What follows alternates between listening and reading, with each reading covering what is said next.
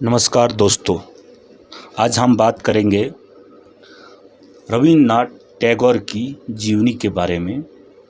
रवींद्रनाथ टैगोर की जीवनी में माता पिता, पत्नी, उम्र, जाति, पेशा, धर्म, राष्ट्रीयता, जन्मस्थान, उपाधि, प्रमुख रचना, पुरस्कार, मृत्यु, जन्म, शिक्षा, इन सभी के बारे में आज हम आपको बताएंगे।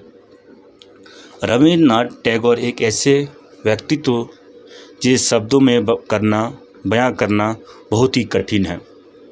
रवींद्रनाथ टैगोर जिनके बारे में कुछ भी लिखना या बताने के लिए शब्द कम पड़ जाएंगे, ऐसे अद्भुत प्रतिभा के धनी थे जिनके संपूर्ण जीवन से एक प्रेरणा या सीख हैं जो हर कहीं आसानी से नहीं मिलते। कई युगों के बाद धरती पर जन्म लेते हैं और इस धरती को धन्य कर जाते हैं।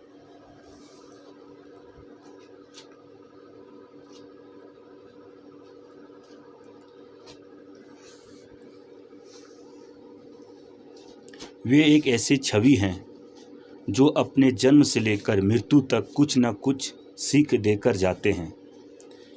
यही नहीं बल्कि ऐसे व्यक्तित्व के धनी लोग मृत्यु के बाद भी एक अमर छाप छोड़ जाते हैं जिसकी शिक्षा व्यक्ति आज ले सकता है। रवींद्रनाथ टैगोर अपने आप में बहुमुखी प्रतिभा के धनी थे। कोलकाता के जोड़ासांकू के ठाकुरबाड़ी में प्रसिद्ध और समृद्ध बंगाली परिवार में से एक था टैगोर परिवार, जिनके मुखिया देवेंद्रनाथ टैगोर, जो कि ब्राह्मण समाज के वरिष्ठ नेता थे, वो बहुत ही सुलझे हुए और सामाजिक जीवन जीने वाले व्यक्ति थे। उनकी पत्नी शारदा देवी बहुत ही सीधी और घरेलू महिला थी। 7 मई 1861 को उनके पुत्र रत्न की प्राप्ति हुई, जिसका नाम रवींद्रनाथ रखा। यह उनके सबसे छोटे पुत्र थे। बड़े होकर यह गुरुदेव के नाम से प्रसिद्ध हुए। रवींद्रनाथ टैगोर जन्म से ही बहुत ज्ञानी थे। इनकी प्राथमिक शिक्षा कोलकाता के बहुत ही प्रसिद्ध स्कूल सेंट जेवियर नामक स्कूल में हुई। इनके पिता प्रारंभ में से ही समाज के लिए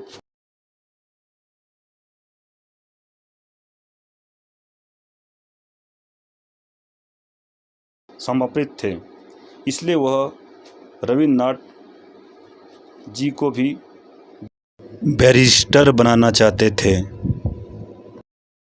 जबकि उनकी रुचि साहित्य में थी। रवींद्रनाथ जी के पिता ने 1878 में उनका लंदन के विश्वविद्यालय में दाखिला कराया, परंतु बैरिस्टर की पढ़ाई में रुचि न होने के कारण 1880 में वे बिना डिग्री लिए वापस आ गए। रवींद्रनाथ टैगोर का विवाह 1883 को माननी देवी से हुआ। रवींद्रनाथ टैगोर जन्मजात अत्यंत अवतारित पुरुष थे, अर्थात उनकी रुचि बहुत से विषयों में थी और वो हर क्षेत्र में उन्होंने अपनी ख्याति फैलाई। इसलिए वे एक महान कवि, साहित्यकार, लेखक, चित्रकार और एक बहुत अच्छे समाजसेवी भी बने। कहा जाता है कि जिस समय बालकाई में कोई बालक खेलता है, उस समय में रवींद्रनाथ टैगोर ने अपनी पहली कविता लिख दी थी। जिस समय रवींद्रनाथ टैगोर ने अपनी पहली कविता लिखी, उस समय उसकी उम्र महज 8 वर्ष थी।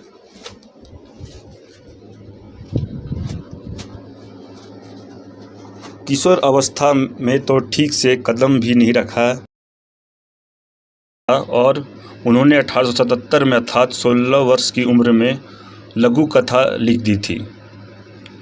रवींद्रनाथ टैगोर ने लगभग 2230 गीतों की रचना की।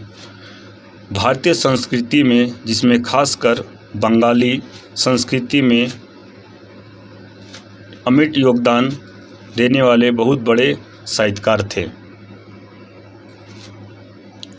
रवींद्रनाथ टैगोर कभी न रुकने वाले निरंतर कार्य करने पर विश्वास रखते थे। रवींद्रनाथ टैगोर ने अपने आप में ऐसे कार्य किए जिन्होंने जिसमें लोगों का भला ही हुआ है। उनमें से एक है शांति निकेतन की स्थापना। शांति निकेतन की स्थापना गुरुदेव का सपना था, जो उन्होंने 1901 में पूरा किया। वह चाहते थे कि प्रत्येक विद्यार्थी कुदरत या प्रकृति के सम्मुख पढ़े, जिससे उन्हें बहुत ही अच्छा माहौल मिले। इसलिए गुरुदेव ने शांति निकेतन में पेड़ पौधे और प्राकृतिक माहौल में पुस्तकालय की स्थापना की। रविन्द्रनाथ टैगोर के अथक प्रयास के बाद शांति निकेतन को विश्वविद्यालय का दर्जा प्राप्त हुआ, जिसमें साहित्य कला के अनेक विद्यार्थी अध्ययनरत हुए। रविन्द्रनाथ टैगोर को अपने जीवन में कई उपाधियां या सम्मान से नवाजा गया, परंतु उनमें सबसे प्रमुख थी गीतांजलि।